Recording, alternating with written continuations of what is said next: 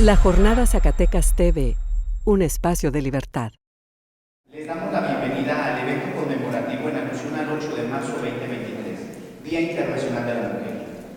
Las mujeres metabolizan el alcohol más lentamente que los hombres, lo que facilita su rápida acumulación en sangre, alcanzando un estado de ebriedad o intoxicación en menor tiempo.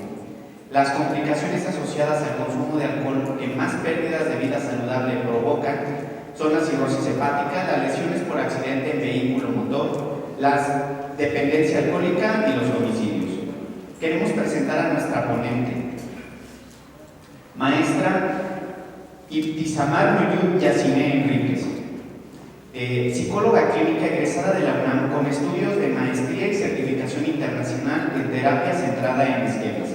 Ha coordinado proyectos en prevención de tratamiento de trastornos por consumo de alcohol, consumo de sustancias psicoactivas y reinserción social en personas usuarias de drogas, así como la primera estrategia de reducción de riesgos y daños en Ciudad de México. ¿Quién se anima a decirme qué piensa o siente acerca de las personas o de una persona que usa drogas? Todas las opiniones son válidas, no sientan pena, pues estamos como para abrir el debate. ¿Cómo te llamas? Díganme su nombre para ver más o menos en los ubican. Y adelante, muchas gracias. Mi nombre es Daniela. Yo pienso que las personas que utilizan cualquier tipo de droga se relacionan mucho con la educación y la salud, pero en ámbito de salud me refiero a salud mental. Así como lluvia de ideas, si quieren nada más levanten su manita y voy para no tardarnos tanto en este tema. Adelante. Como que en general hay más estigma con la mujer que con el hombre, ¿no? O sea, una mujer, como dicen por ahí en internet o en otros lados, yo he escuchado una conductora que dice, una mujer que bebe es una mujer fácil. Entonces, o sea, como que esas cosas, y un hombre que bebe, pues no es así. Exacto, muy bien, perfectamente, muy bien, muy buena reflexión. Pensemos, eso, exactamente eso. Pero lo que sí necesitamos entender es el tema de género. Cuando nosotros hablamos de género, tenemos que entender que estamos hablando de una asignación meramente cultural que tiene que ver con los roles, es decir, qué es lo que espera la sociedad de cada uno de nosotros dependiendo de nuestro sexo biológico, ¿no? O sea, ustedes que son médicos dirán, tal vez no solo existen dos sexos, ¿no? Masculino y femenino, ¿no? Sino que hay una cuestión ahí como, no sé cuál es el término médico adecuado, ¿no? Pero el hermafroditismo, ¿no? Están como cuestiones como intersexo, que a lo mejor como abrieron y otro tipo de debates, ¿no? Pero de manera general pensamos que existen solo dos sexos, ¿no? Masculino y femenino. Y entonces la cultura establece una serie de mandatos, ¿no? Tradicionales que se basan en esa característica física. Entonces, el género es una categoría social y cultural que le asigna determinados roles, valores y sentidos a la masculinidad y otros a la feminidad. Y estas normas de comportamiento se establecen y se aprenden en la sociedad, son específicos al tiempo, al contexto y pueden cambiar. Estamos en un proceso de muchísima migración y de muchísima discusión y de movimiento respecto de estos temas. Y ahorita van a entender por qué lo pongo como un eje principal, pero primero me gustaría también introducir otro tipo de conceptos. La que sigue, por favor.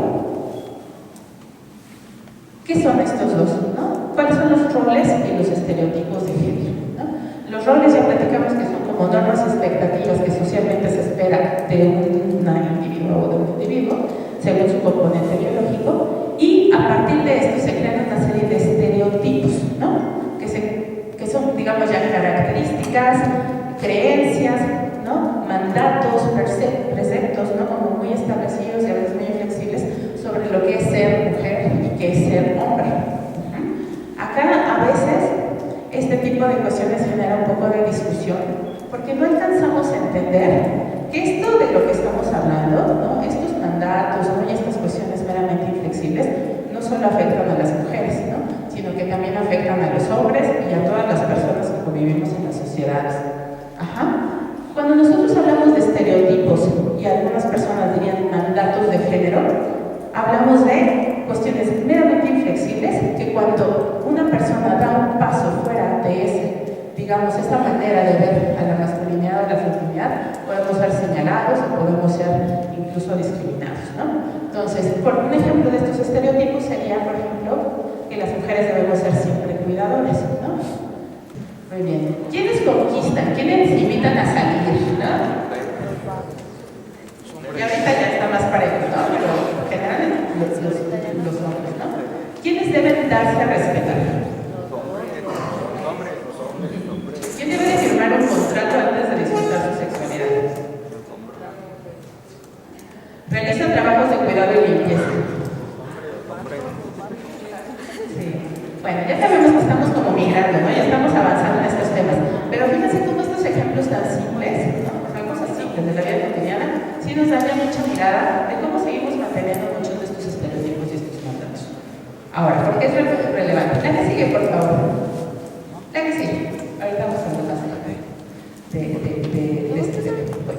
Entonces, estamos hablando que hay un tema que tiene que ver con el género que es muy importante para hablar de consumo de sustancias, ¿no? Y personas. Pero también hay otros dos términos muy interesantes y muy importantes que tienen que ver con el estigma y la discriminación. El estigma es una condición, atributo, rasgo o comportamiento que hace que una persona que lo porta, ¿no? O que lo posee sea incluido dentro de una categoría social hacia cuyos miembros se genera una respuesta negativa y se la vea como inaceptable o inferior. ¿Cómo pensaron en una persona cuando yo les dije mujer adicta? O sea, ¿qué se les vino a la mente cuando yo les digo un adicto? Un drogadicto, un alcohólico, un consumidor de drogas.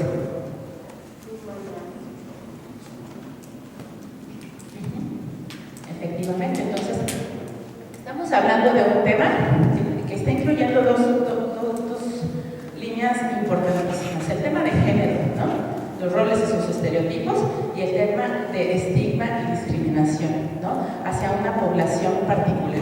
Cuando nosotros hablamos de drogas, ahorita lo vamos a ver más adelante, el simple hecho que yo les haya dicho drogas hizo que todos ustedes se sintieran excluidos de esta categoría.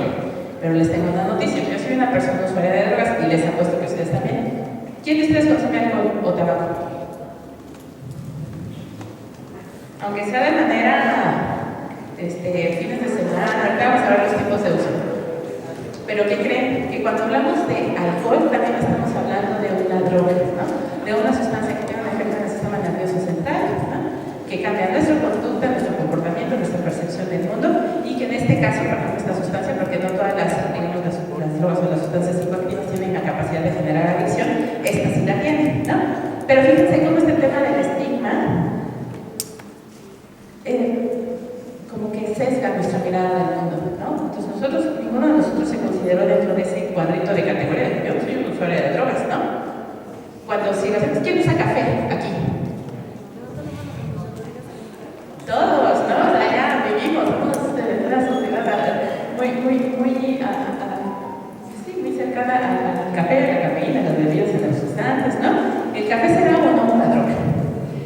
¿Quién me dice? Usuarios, estudiantes de medicina, o también ustedes chicos, que también seguro lo saben. ¿Cuál es la definición de la OMS de una droga?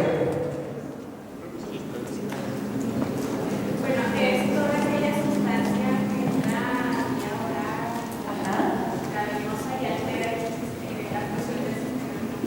Exactamente. Entonces justo ahí entra el tabaco, la teoflorina, que es lo que existe en el chocolate, algunos, ustedes sabrán más de eso, pero por ejemplo los carbohidratos, ¿no? Las azúcares refinadas, que también ya cada vez nos acercan más a pensar que sí existe un proceso también de reforzamiento cerebral que lo convierte en una sustancia de abuso, y entonces esa la convertiría en la sustancia de abuso y en la droga más usada en el mundo y que más problemas de salud nos causa. El alcohol ha sido una sustancia ampliamente, es de la primera que se tiene registro, ¿no? En la antigua Mesopotamia hablaban del alcohol y tenía propiedades que tenían que ver con el contacto con lo espiritual. Y todavía se continúa utilizando y está al centro, ¿no? De nuestras reuniones, está al centro de nuestra convivencia. Entonces, es muy importante entender que las sustancias deben entenderse como eso, ¿no? Como una sustancia, ¿no? No son un ente que llega y se mete fuera para la persona y entonces genera estragos. Son cosas que están allá afuera, y la manera en la que las personas nos relacionamos con las sustancias puede ser inocua, ¿no? Dependiendo del uso, mis motivaciones, mi trasfondo, mi contexto, ¿no?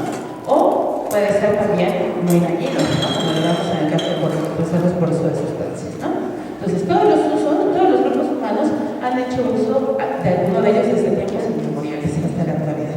Entonces, las drogas no se van a ir, las sustancias psicoactivas no se van a ir, sino que necesitamos empezar a mirar estos fenómenos con un poco más de complejidad, ¿verdad? Entonces, aquí les pongo estos ejemplos, ¿no? Tenemos el peyote o el jícori, que en nuestras sociedades hay todavía un uso muy extendido, ¿no? de estas plantas sagradas de forma ritual. Está el tabaco, que tanto nos genera muchísimos problemas de salud, ¿no? Es la sustancia que más gente mata en el mundo todos los días, pero también ha estado utilizado en la historia desde mucho tiempo atrás, ¿no?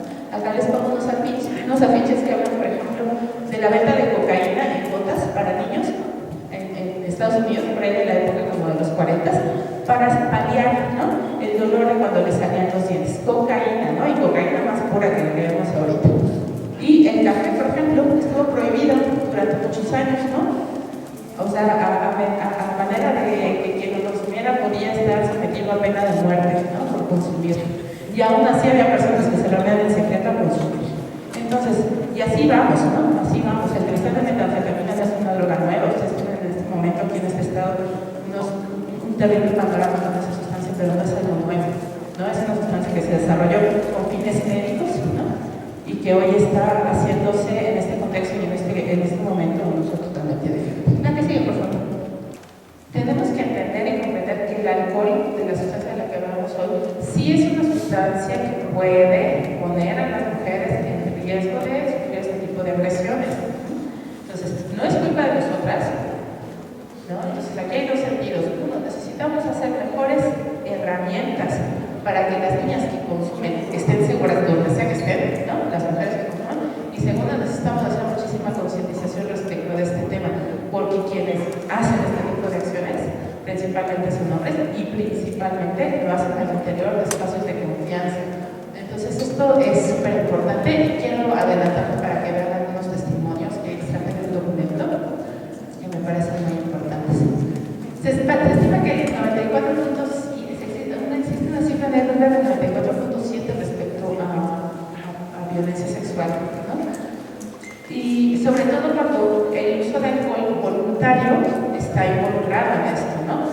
Yo le voy a hacer dos preguntas. La primera, considerando el grado de afectación que ocasiona el consumo nocivo del alcohol, ¿cuál es el impacto que ha tenido el Torito en la Ciudad de México? Y en ese mismo sentido, aquí en Zacatecas ya está construido un centro similar, pero no ha sido puesto en marcha. Entonces, preguntarle por qué tendría que ser considerado como una urgencia de salud pública. Es una pregunta interesante, porque tiene que ver justo con estas estrategias de reducción de riesgos y daños, ¿no? La estrategia que le enfoque de reducción de riesgos y daños entiende que el consumo está, las sustancias están, pero que sí necesitamos implementar medidas para reducir los riesgos asociados al consumo, ya sea de nosotros mismos hacia nosotros mismos y de nosotros hacia otras personas, ¿no? Entonces, medidas súper importantes que ha implementado la Ciudad de México son, por ejemplo, los espacios libres de humo del tabaco, ¿no? Que bueno, ya están en todo el país, y este tema de, pues es que no, el Torito es como el centro de sanción, ¿no? Pero es como el alcoholímetro. No estoy muy segura de la cifra, pero creo que cerca del 70% de los accidentes automovilísticos ocasionados por el consumo de alcohol se han eliminado en la Ciudad de México a partir de este tipo de estrategias, ¿no? Entonces, no es como que le digas a la población no consumas, sino simplemente si consumes ten la responsabilidad de no conducir un vehículo, ¿no? Y ver cómo le vas, si te quedas a dormir en el sitio, si buscas un conductor designado, si pides un Uber, un Didi, un taxi y le vas a bicicleta, sea muy riesgoso la verdad. Pero bueno, el tema es que es una medida sumamente eficiente, ¿no? Pero no solo es el tema político de la detención. Creo que ahí lo que es importante, si es que lo echan a andar acá, es que si haya un componente preventivo y un componente psicoeducativo, ¿no? Es decir, un componente que concientice a las personas de cómo sus actos individuales sí nos pegan en lo colectivo, ¿no? O sea, porque no es el hecho de que tú, por ahorrarte el taxi, te vayas en tu coche, sino que pones en riesgo tu vida, la vida de otros, ¿no? La situación de tus familias. Entonces,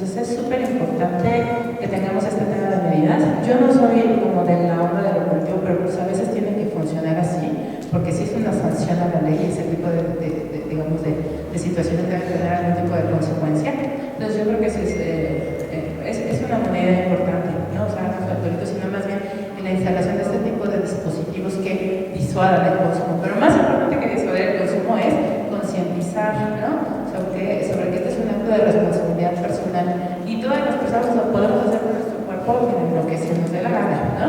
Pero tenemos que entender que también nuestros actos individuales no solo nos afectan a nosotros, ¿no? Que necesitamos tener muchísima conciencia de eso. La Jornada Zacatecas TV, un espacio de libertad.